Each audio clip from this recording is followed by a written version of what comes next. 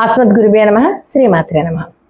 June 3వ తారీఖు ఈ సంవత్సరం ఎవరెవరికి శని దోషం నుంచి విముక్తి కలుగుతుంది, కొత్తగా ఎవరికి శని దోషం కలగబోతోంది, కొత్తగా శని ప్రారంభమయ్యేటటువంటి రాసులేంటి, అలాగే ఏళ్ళనాటి శని అంటే తీవ్రత ఎక్కువ తీవ్రత తక్కువ మారేటటువంటి రాసులు ఎలాంటివి, పరిహారాలు ఏం చేసుకోవాలి అంటే జూన్ 3 అన్నది చాలా కీలకమైనటువంటి రోజు. ఆ రోజు నుంచి ఏ ఏ మార్పులు జరుగుతాయి అన్నది మనం ఈ వీడియోలో తెలుసుకుందాం. అయితే మనం మరీ ముఖ్యంగా ఏం చేయాలి అంటే, శని దోషం నుంచి విముక్తి పొందే రాశులు ఏంటంటే కుంభరాశి. వీళ్ళకి ఏళ్ళనాటి శని ముగింపు అయిపోయింది కాబట్టి ఈ వెళ్ళిపోయేటప్పుడు శని మహారాజు ఏం చేస్తారంటే కెరీర్ చాలా బాగుండేలా చూస్తారు, ధనం బాగా వచ్చేలాగా కూడా చూస్తారు, ఐశ్వర్య ప్రాప్తి కలుగుతుంది కుంభరాశి వారికి. ఇక సింహరాశి. సింహరాశి వారికి అర్ధాష్టమ శని ముగింపు దశకు వచ్చేసింది. అర్ధాష్టమ శని వెళ్ళిపోతుంది కాబట్టి కుటుంబంలో ప్రశాంతత ఏర్పడుతుంది, వీళ్ళకి హాయిగా ఉండొచ్చు. ఇక ధనురాశి. ధనురాశి వారికి ఈ ముగింపు వల్ల, శని ప్రభావం ముగింపు దశ వల్ల ఒత్తిడి, వాళ్ళ మీద ఉండేటటువంటి ప్రెషర్ తగ్గుతుంది, కాస్త అదృష్టం పెరుగుతుంది. వీళ్ళకి ఇప్పటి నుంచి ఏ పని చేసినా కూడా అదృష్టం కలిసి వస్తుంది. ఇక కన్యారాశి.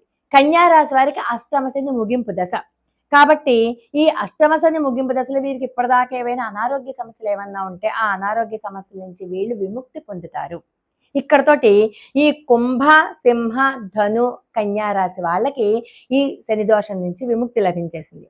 ఇక కొత్తగా శని ప్రభావం ప్రారంభమయ్యేటటువంటి రోజు ఏంటంటే, రాశులు ఏంటంటే వృషభ రాశి. వృషభ రాశి వారికి అష్టమ శని ప్రారంభం అవుతుంది ఇప్పుడు, అందుకని అనారోగ్య సమస్యలు వృషభ రాశి వారికి వస్తూ ఉంటాయి కాబట్టి వాళ్ళు ఆరోగ్య విషయంలో ఏమాత్రమూ అశ్రద్ధ చేయకుండా సాధ్యమైనంత వరకు డాక్టర్ని సంప్రదించడము, వీలైనంత వరకు శివాలయ సందర్శనము, శివాభిషేకము చేసుకోవడం చాలా మంచిది. ఇక మకర రాశి వారికి. మకర రాశి వారికి అర్ధాష్టమ శని ప్రారంభమవుతుంది కాబట్టి వీళ్ళు ఆస్తి తగాదాలు, ఒత్తిడి, ప్రెషరు ఇవన్నీ ఉంటాయి కాబట్టి సంయమనం పాటించాలి. సాధ్యమైనంత వరకు మౌనం వహిస్తూ పరమాత్మ దగ్గర కాసేపు కూర్చోవడం, లేకపోతే అక్కడికి ఆ విషయం నుంచి ఎస్కేప్ అవడం, అంటే వాదనలు చేసుకునే కొద్దీ అది బిగుసుకుపోతుంది అనమాట అర్ధాష్టమ శని. కాబట్టి చాలా జాగ్రత్తగా ఉండడం అనేది ఎంతైనా అవసరం. మిథున రాశి. మిథున రాశి వారికి శని ప్రారంభమయ్యే దశే కాబట్టి ప్రస్తుతం లాభస్థానంలో ఉన్నారు శని, కాబట్టి వీళ్ళకి ధనయోగం కలుగుతుంది ఈ ప్రారంభ దశలో, కాబట్టి వీళ్ళకి ఏమీ భయం ఏమీ లేదు ప్రస్తుతానికి. సరే, ఏలినాటి శని మారే దశలు ఉంటాయి కదా, మరి 7.5 సంవత్సరాల పాటు అంటే ప్రతి 2.5 సంవత్సరాలకి శని యొక్క దశ మారుతూ ఉంటుంది.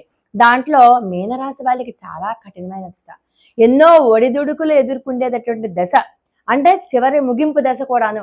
అంటే అన్ని రకాలైనటువంటి పరీక్షలు పెడతారు, వాళ్ళకి ఇవ్వాల్సింది కూడా ఇచ్చేది, లేకపోతే వాళ్ళ యొక్క సహనాన్ని పెంచేటటువంటి దశ. ఇక తర్వాత మేషరాశి. మేషరాశి వారికి జన్మ శని ప్రారంభం అవుతోంది జూన్ 3 నుంచి, చాలా జాగ్రత్తగా ఉండాలి. తర్వాత వృశ్చిక రాశి. వృశ్చిక రాశి వారికి ఏలినాటి శని మొట్టమొదటి దశ, అంటే ప్రారంభ దశ, అంటే మొదటి 2.5 సంవత్సరాలు కాలం అన్నమాట. ఈ 3 రాశులకి కూడా ఏలినాటి శని దశలు మారుతున్నాయి. మరి ఏ పరిహారాలు చేసుకోవాలి? ఇందాక చెప్పిన పరిహారాలతో పాటు ప్రతిరోజు కూడా నువ్వుల నూనెతో మాత్రమే దీపారాధన చేస్తూ ఉండండి. వీలైతే శివాలయంలో చేయండి, శని భగవానుని యొక్క సమక్షంలో చేయండి. వీలైనంత వరకు మీరు వెళ్ళినప్పుడల్లా, ప్రతిరోజు ఇంట్లో చేసుకోండి, అవకాశం ఉన్నప్పుడల్లా శివాలయానికో లేకపోతే శనీశ్వరుని యొక్క ఆలయం మీరు దీపారాధన చేయండి. నల్ల నువ్వులు దానం చేయాలి. ఆంజనేయ స్వామి వారి యొక్క ఆరాధన ఎక్కువగా చేసుకోవడం, హనుమాన్ చాలీసా వీలైనన్ని సార్లు చదవడానికి ప్రయత్నించి ప్రతిరోజు ఒకసారి చదవండి, కానీ 1 కంటే ఎక్కువ సార్లు పొద్దున మధ్యాహ్నం సాయంకాలం మీరు వీలైనన్ని సార్లు ఆంజనేయ స్వామిని తలుచుకోవడం.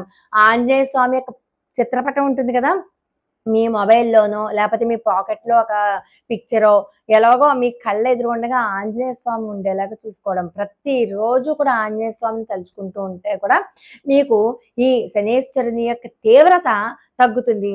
మీరు ఏదైతే శనేశ్వరుని యొక్క తీవ్రత వల్ల బాధలు పడాల్సి వస్తుందో ఆ బాధలకు తగ్గ రెమెడీలు కూడా మీకే ఆంజనేయ స్వామి స్ఫురింపజేస్తారు. కాబట్టి సాధ్యమైనంత వరకు సంయమనం పాటించండి, నోటిని అదుపులో పెట్టుకోండి, వేగంగా నిర్ణయాలు తీసుకోవద్దు, కోపంలో నిర్ణయాలు తీసుకోవద్దు, ప్రశాంతంగా ఉండండి. ప్రతిదానికి మౌనాన్ని ఆశ్రయించండి. అవతల వాళ్ళు ఏమన్నా సరే మన టైం బాగాలేదు, మనం నోరు మూసుకొని కూర్చోవాలి అన్న ఒకే ఒక సిద్ధాంతాన్ని దగ్గర పెట్టుకోండి. లోకా సమస్త సుఖినో భవంతు. మరి